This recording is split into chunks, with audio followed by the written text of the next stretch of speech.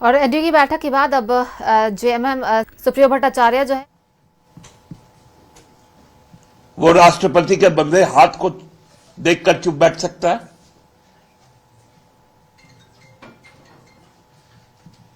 ऐसी क्या परिस्थिति है, चुनाव आयोग को बताना चाहिए कि पीवी नरसिम्हा राव के पुत्र पीवी प्रभाकर राव राष्ट्रपति भवन जाते हैं। एमएस स्वामीनाथन साहब की पुत्री श्रीमती नित्या राव वो राष्ट्रपति भवन जाती है। स्वर्गीय सत्यदेव कर्पूरी ठाकुर जी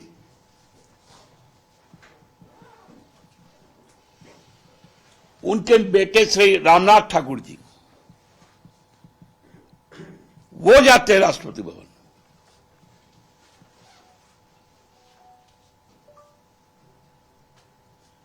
चौधरी चरण सिंह जी के पोते जयंत जी जाते हैं राष्ट्रपति भवन। क्या आडवाणी जी यदि स्वस्थ नहीं है तो क्या उनके परिवार में लोग और कोई नहीं है कि वो राष्ट्रपति भवन तक जाए? या आडवाणी जी यदि घर पे कुर्सी पे बैठ सकते हैं तो व्हील चेयर पे जाए? कई बार ऐसा हुआ है। राष्ट्रपति को लेकर आए, पीछे तिरंगा लगा रहे, भारत रत्न भी बैठा रहे और अहंकारी राजा भी बैठा रहे और राष्ट्रपति का हाथ बंधा रहे। चुनाव आयोग को इस पर संज्ञान लेना चाहिए। यह राजनीतिक भ्रष्टाचार है।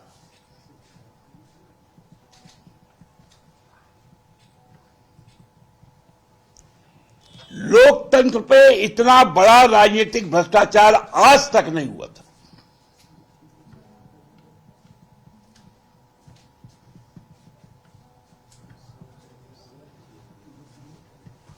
आप बताइए, क्योंकि एक आदिवासी है, महिला है, इसके पहले दलित थे, उनके साथ इस तरह का व्यवहार होगा?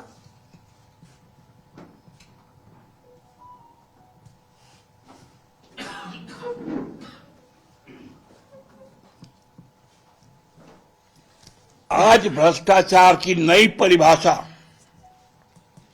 गढ़ने का काम भारतीय जनता पार्टी कर रही है।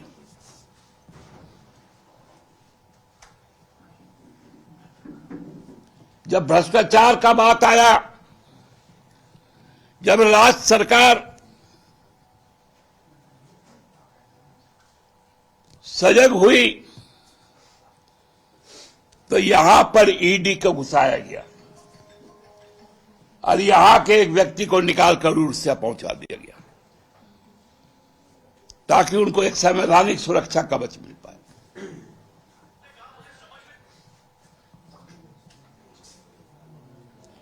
पीएमएलए का जहां साबित होता है मनी ट्रेल का, ईडी चुप रहता है। जहां एक सिविल नेचर का है वहां ईडी सक्रिय हो जाती है।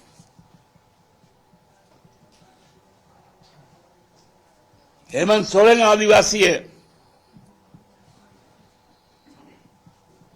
वो जेल में रहेगा।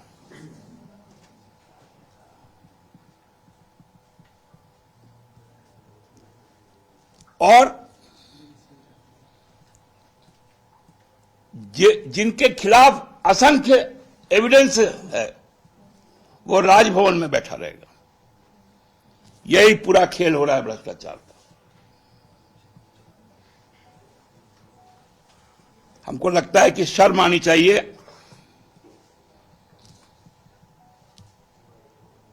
भाजपा को इस भ्रष्टाचार पर बोलने के लिए। महंगाई पे बोलिए, बेरोजगारी पर बोलिए,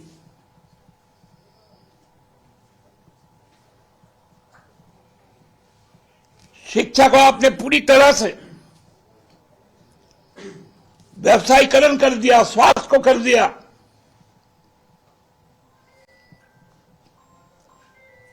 किसानों पर गोलियां चलाई।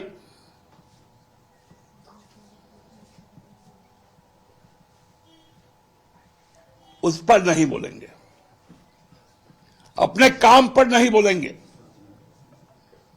10 साल के काम का हिसाब दो भाजपा।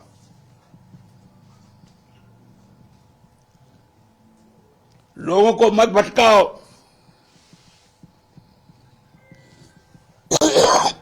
10 साल में 10 काम बता के भाजपा दिखा दे जो इस देश के हित में हुआ है, और तब जाकर चुनाव में वोट मांगे। धन्यवाद। दादा, आपने अभी एक जवाब दिया कि भ्रष्टाचारी एक तरह से राजभवन में बैठे हुए हैं, तो कौन है वो, उसका अगर नाम बताते तो ज्यादा अच्छा रहता। नाम आप लोग औपचारिकता के तौर पे मत पूछिए। क्या सर हमारे बगल के स्टेट से जुड़े हैं, उस पर है क्या? जी जी, मैं तो स्टेट का भी नाम लिया। दादा, आप कह रहे हैं कि महंगाई मुद्दा है, बेरोजगारी मुद्दा है, जो जिस तरीके से भ्रष्टाचार को लीगलाइज कर दिया गया वो मुद्दा है, लेकिन आपके जो सबसे बड़े सहयोगी दल है कांग्रेस, वो तो पूरे देश भर में घूम घूम के सिर्फ ओबीसी का मुद्दा बनाने की कोशिश कर रही है। ये सब तो आ ही नहीं रहा कई भाषणों में, अगर मतलब यूं कहे जो बड़े नेताओं के मुंह से कांग्रेस के। आप कांग्रेस के जो घोषणा पत्र है उसमें जो 5 गारंटियां और 5 गारंटियों में 5-5 एडिशनल गारंटियां, उसको आप शायद नहीं पढ़े होंगे। उसकी कॉपी मैं अपने कांग्रेस के मित्र को कहूंगा कि आप तक पहुंचा दे, तो फिर नहीं, मेल आईडी ने पांडे जी का नाम से ही चल जाता है। ये तो हवा चलाने में माहिर है, तो वही हवा इनको वो दस्तावेज पहुंचा देगा।